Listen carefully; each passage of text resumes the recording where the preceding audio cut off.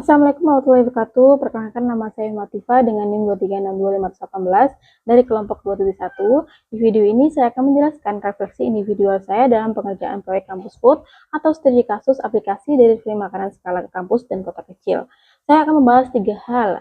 Yang pertama, bagian dokumen yang menjadi tanggung jawab saya, kemudian tantangan saya saya hadapi selama mengerjakannya, dan keputusan desain yang paling banyak diperdebatkan dalam kelompok. Dalam proyek ini, saya bertanggung jawab mengerjakan bagian awal dalam dokumen, yaitu bagian A dan juga bagian C, yang dimana di bagian A saya menjelaskan definisi proyek dan justifikasi kategori proyek. Di sini saya menguraikan kenapa kampus food itu dikategorikan sebagai proyek, bukan operasional rutin, dengan merujuk pada 3 atribut dasar manajemen proyek. Yang pertama, temporary, yang kedua, unique, dan yang ketiga, progressive elaboration. Saya jelaskan bahwa proyek ini punya titik awal dan titik akhir yang jelas sampai MVP atau minimum viable product selesai dirilis. Kemudian menghasilkan output yang unik karena dirancang khusus untuk ekosistem kampus dengan radius layanan terbatas dan skema komisi rendah, serta berkembang secara bertahap mulai dari riset kebutuhan, kemudian sampai penyempurnaan berdasarkan umpan balik pengguna. Sedangkan di bagian C itu saya menjelaskan masalah, solusi dan manfaat bagi stakeholder atau pemangku kepentingan. Bagian ini saya mengajarkan bersama saudari Nana Mardiana Ilyas. Kami memetakan masalah utamanya yaitu mahasiswa yang kesulitan mengakses makanan dari warung lokal karena jadwal kuliah yang padat dan UMKM kuliner yang belum tersentuh platform delivery besar karena skema kemitraan yang memberatkan. Kemudian dari situlah kami merumuskan solusinya berupa aplikasi dari value lokal dengan komisi rendah, radius terbatas, dan kurir dari kalangan mahasiswa sendiri. Kami juga memetakan manfaatnya untuk 3 stakeholder utama. Yang pertama, mahasiswa sebagai konsumen, kemudian UMKM mitra warung, dan mahasiswa yang menjadi kurir.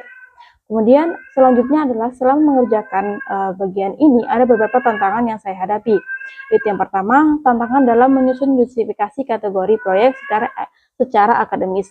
Saya harus memastikan bahwa penjelasan tentang temporary, unique, dan progressive elaboration itu nggak cuma sekedar definisi teori, tapi benar-benar dikaitkan langsung dengan konteks kampus food supaya terlihat aplikatif dan bukan sekedar copy-paste dari textbooks. Kemudian untuk tantangan yang kedua saya hadapi yaitu saat mengerjakan bagian masalah dan solusi bersama saudari Nana.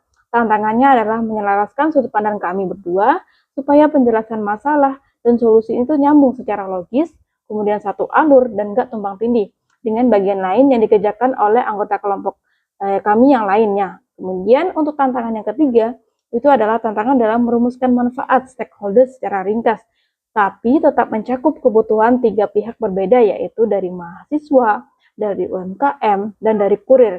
Karena masing-masing pastinya itu mempunyai kepentingan yang berbeda-beda, sehingga saya harus hati-hati supaya semua itu terwakili secara adil dalam tabel manfaat yang telah saya buatkan di dalam dokumen. Baik, selanjutnya kalau bicara soal keputusan desain yang paling banyak diperdebatkan dalam kelompok, ada beberapa poin yang cukup jadi perdebatan. Untuk poin yang pertama itu soal skema komisi untuk UMKM. Ada yang mengusulkan komisi dibuat serendah mungkin supaya menarik minat pedagang kecil bergabung. Tapi ada juga yang khawatir kalau komisi terlalu rendah, keberlanjutan bisnis platform ini sendiri jadi kurang kuat. Akhirnya kami sepakat untuk memilih skema komisi rendah sebagai nilai jual utama dibanding platform delivery besar, sambil tetap mempertimbangkan keberlanjutan jangka panjang. Kemudian untuk hal yang sering diperdebatkan untuk poin yang kedua itu soal radius layanan.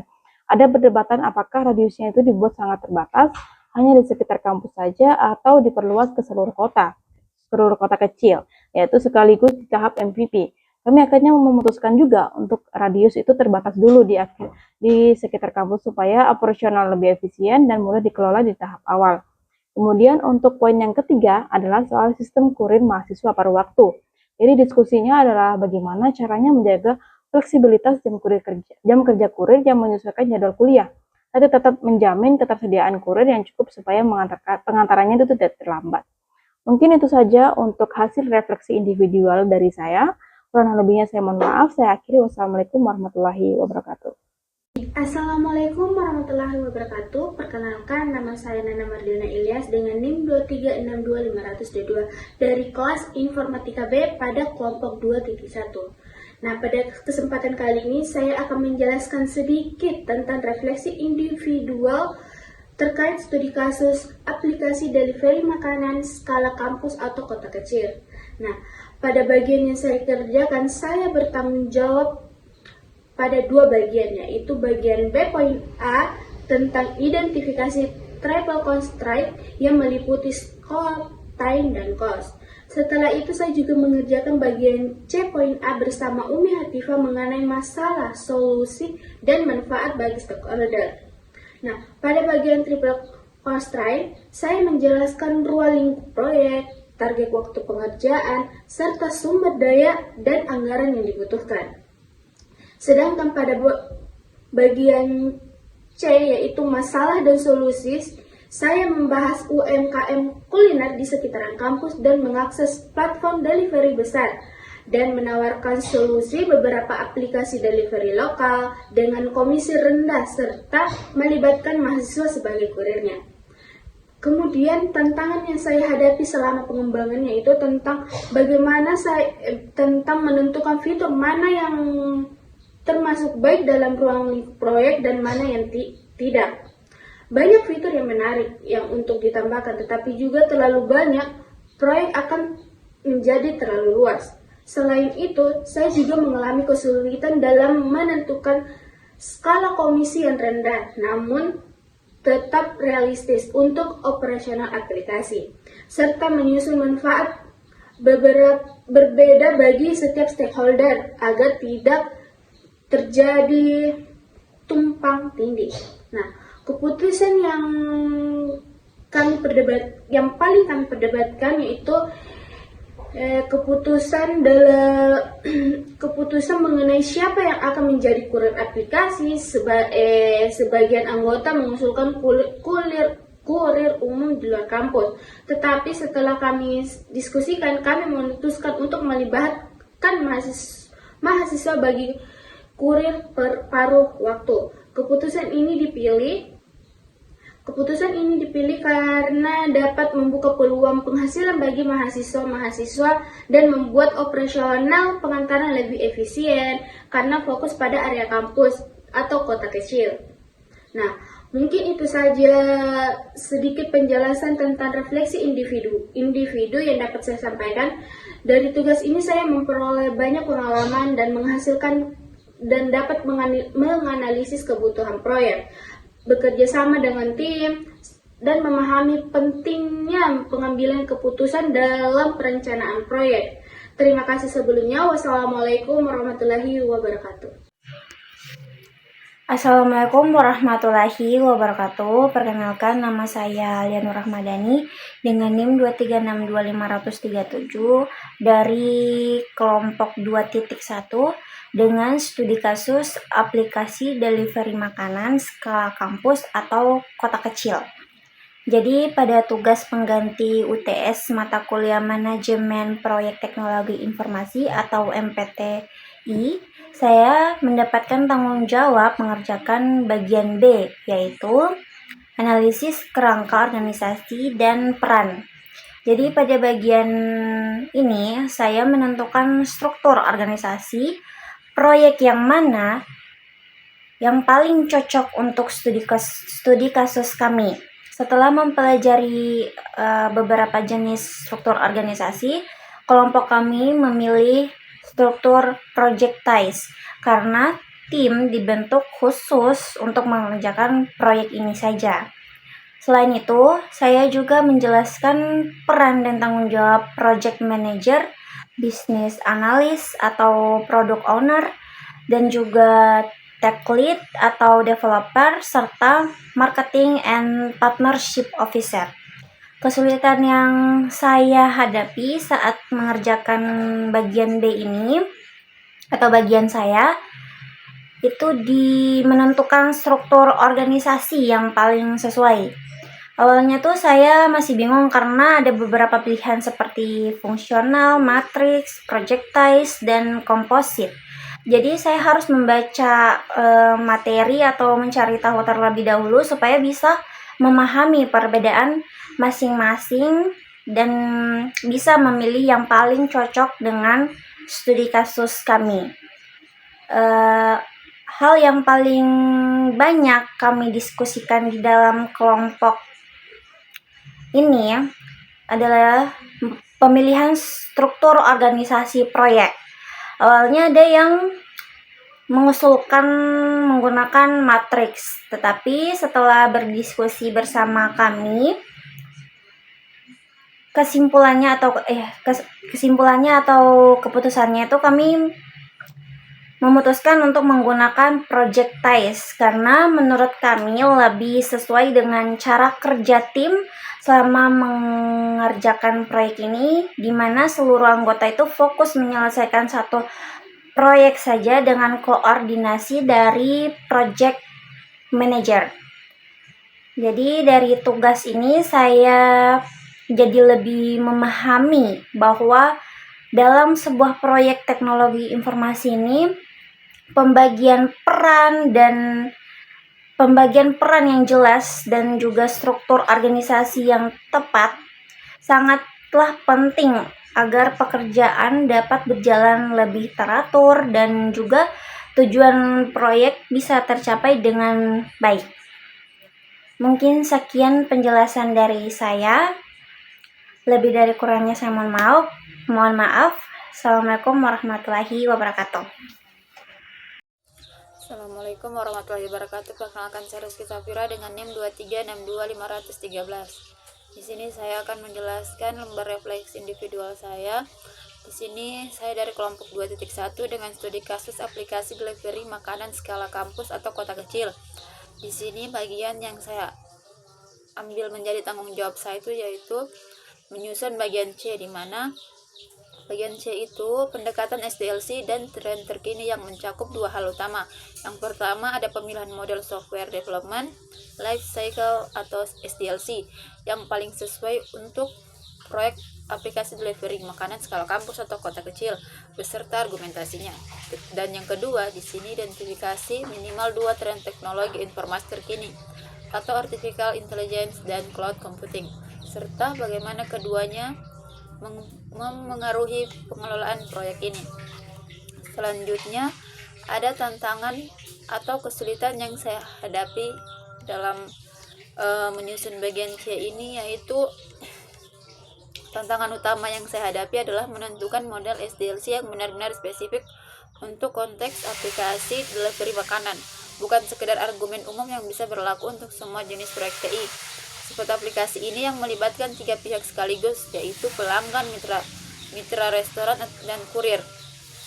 Terus membuat saya harus memikirkan lebih dalam mengapa pendekatan iteratif atau agile lebih relevan dibanding waterfall murni, terutama terkait kebutuhan pengujian berulang pada sinkronisasi status pesanan antar ketiga pihak tersebut.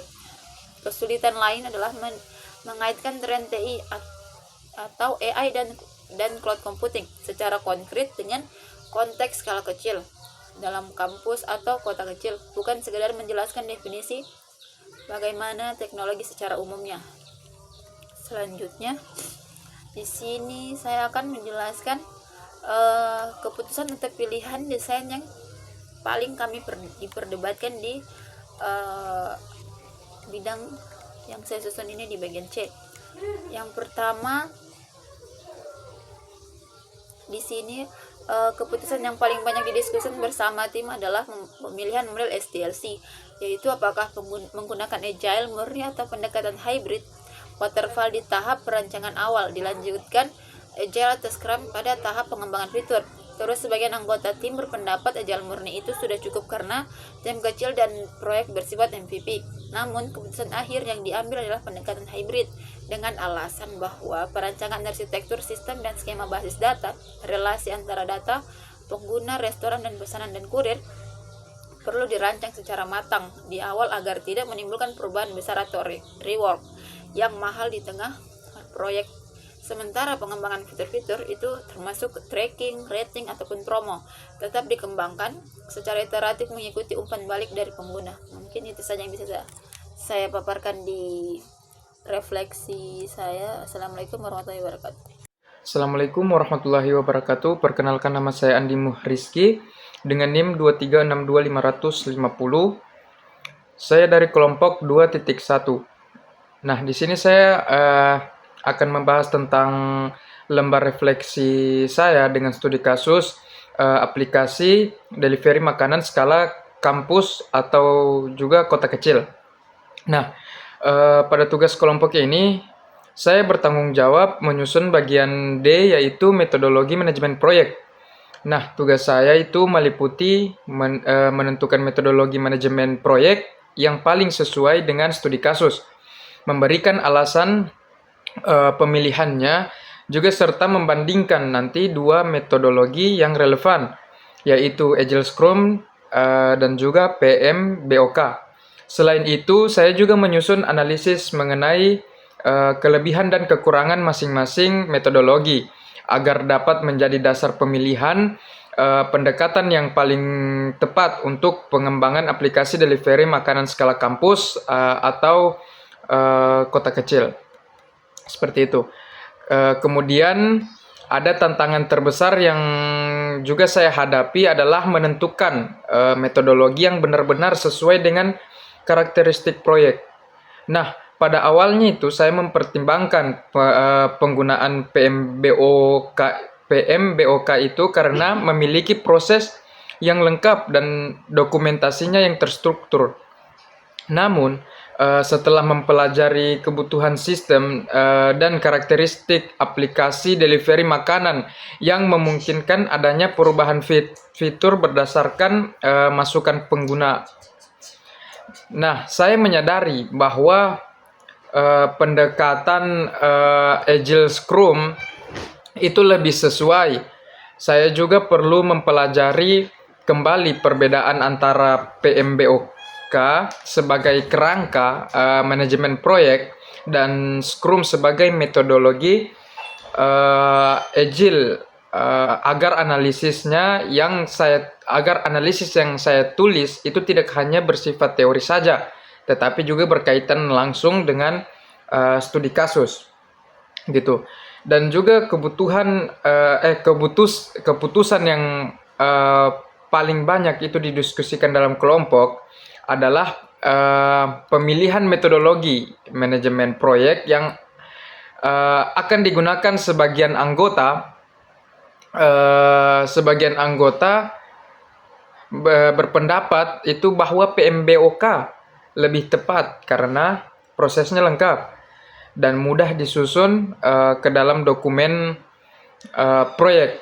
Namun setelah mempertimbangkan bahwa aplikasi delivery makanan itu membutuhkan pengembangan yang bertahap, fleksibel terhadap perubahan kebutuhan pengguna, serta memungkinkan evaluasi fitur secara berkala, kelompok akhirnya sepakat memilih Agile Scrum sebagai metodologi utama. Keputusan tersebut diambil karena dinilai lebih sesuai dengan karakteristik proyek yang pengembangan aplikasi modern yang mengutamakan kolaborasi tim, iterasi yang cepat, juga kemampuan beradaptasi terhadap perubahan kebutuhan pengguna. Nah, mungkin itu saja pembahasan dari lembar refleksi saya dengan studi kasus aplikasi makanan skala kampus dan kota kecil. Sekian, lebih dan kurangnya saya mohon maaf. Wallahu musta'an. Wassalamualaikum warahmatullahi wabarakatuh. Assalamualaikum warahmatullahi wabarakatuh. Perkenalkan, nama saya Muhammad Eka Rizik dengan NIM 236250036. Di sini saya menjadi bagian dari kelompok 2.1. Mungkin saya langsung saja ke pembahasan apa yang saya kerjakan di kelompok kami. Bagian dokumen yang menjadi tanggung jawab saya itu menyusun bagian E, integrasi proyek yang mencakup dua hal utama. Yang pertama itu penyusunan project charter yang memuat tujuan proyek, ruang lingkup tingkat penjelasan mengenai bagaimana struktur organisasi, model SDLC, dan metodologi manajemen proyek yang telah ditentukan pada bagian-bagian sebelumnya saling terintegrasi menjadi satu rencana proyek yang koheren. Kemudian tantangan atau kesulitan yang saya hadapi. Tantangan utama yang saya hadapi adalah menyusun project charter sebelum keputusan final dari bagian lain. struktur organisasi SDLC dan metodologi sepenuhnya rampung, sehingga saya harus menyusun draft awal berdasarkan asumsi sementara terlebih dahulu, lalu menyusun milestone utama yang realistis untuk proyek berskala kecil dengan waktu terbatas, sekaligus memastikan penjelasan integrasi pada bagian E.2 benar-benar menunjukkan keterkaitan logis antara elemen organisasi SDLC metodologi, bukan hanya menuliskan ketiganya secara terpisah tanpa benang merah yang jelas. Kemudian pilihan desain yang paling diperdebatkan. Keputusan yang paling banyak didiskusikan bersama tim adalah format penyajian milestone pada proyek Carter.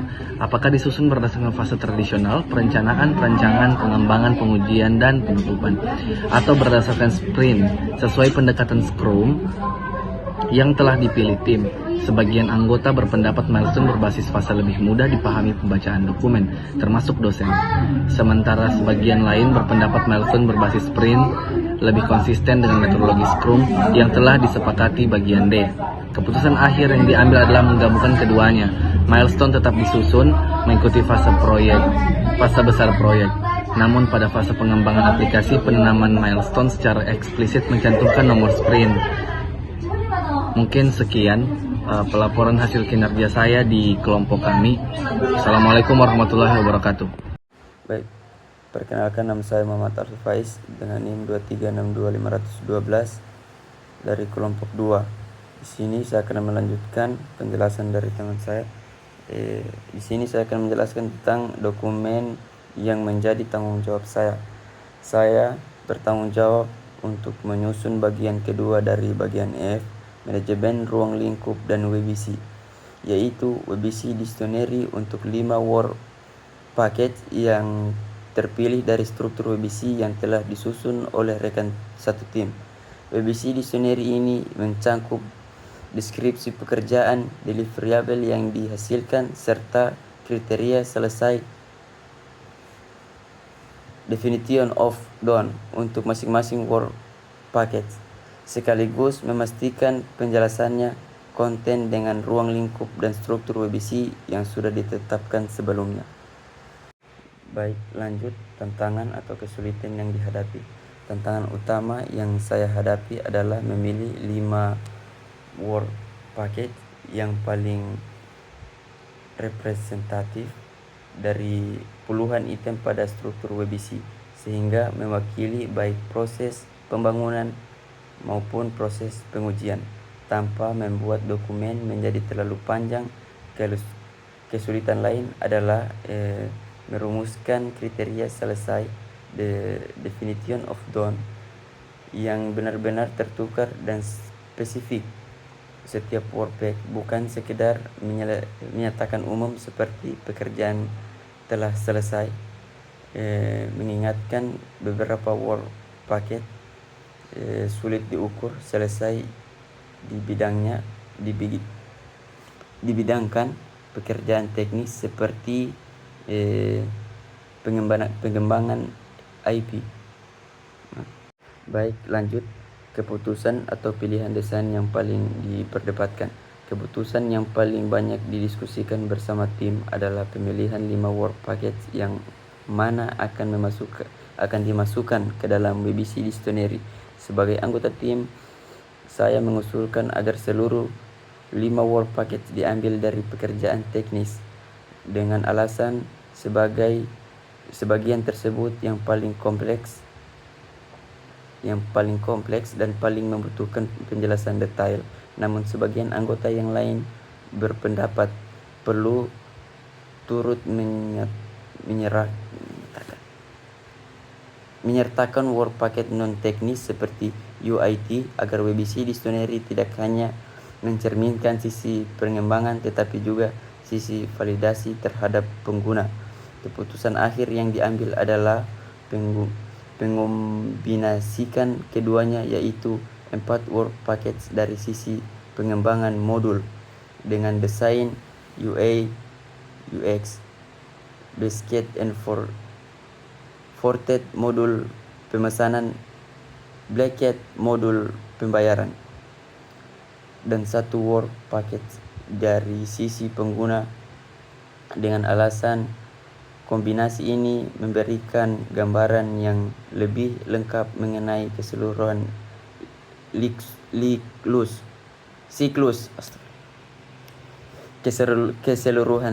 siklus kerja proyek melalui dari pemerancangan hingga validasi pengguna akhir. Assalamualaikum warahmatullahi wabarakatuh. Assalamualaikum warahmatullahi wabarakatuh. Nama saya Muhammad Kopal. NIM saya 2362500033. Kelompok 2.1 studi kasus aplikasi delivery makanan skala kampus atau kota kecil. Bagian dokumen yang menjadi tanggung jawab saya bertanggung jawab menyusun bagian pertama dari bagian F, manajemen ruang lingkup dan WBS, yaitu satu ada scope statement yang memuat ruang lingkup, asumsi dan batasan proyek, serta struktur work breakdown structure atau WBS hingga 3 level dalam bentuk tabel, mulai dari fase utama yaitu level 1 subphase atau kelompok deliverable, yang kedua ada hingga work package, yang ketiga yang selanjutnya dijadikan acuan bagi rekan satu tim dalam menyusun WBS Dictionary. Kemudian tantangan dan kesulitan yang dihadapi. Tantangan utama yang saya hadapi adalah menentukan batas ruang lingkup yang jelas antara apa yang termasuk dan tidak termasuk dalam proyek.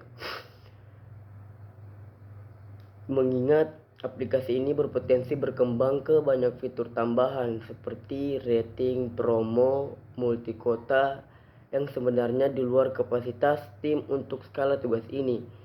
Kesulitan lainnya dalam memecah pekerjaan proyek ke dalam struktur WBS yang cukup detail namun tidak berlebihan, khususnya pada fase pengembangan aplikasi yang melibatkan banyak modul seperti pemesanan, pembayaran, manajemen mitra, pelacakan, sehingga saya harus memastikan setiap modul terpecah secara konsisten ke work package tanpa ada pekerjaan yang tumpang tindih dari modul, serta tetap konsisten dengan project charter yang telah disusun pada bagian E.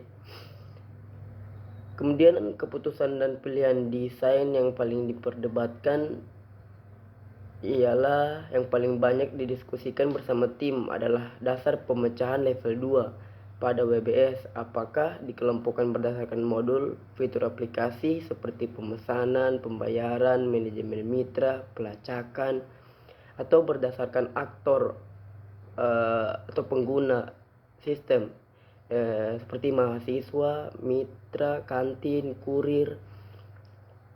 Sebagian anggota tim berpendapat pengelompokan berdasarkan aktor lebih mencerminkan sifat aplikasi sifat aplikasi yang melibatkan 3 pihak.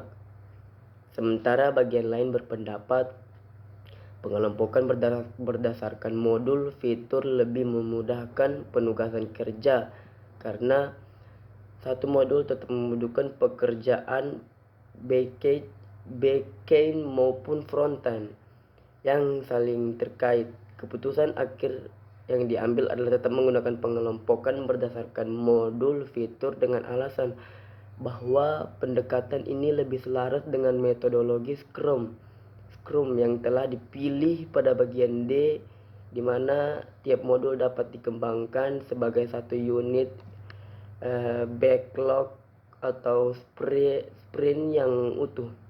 Terima kasih.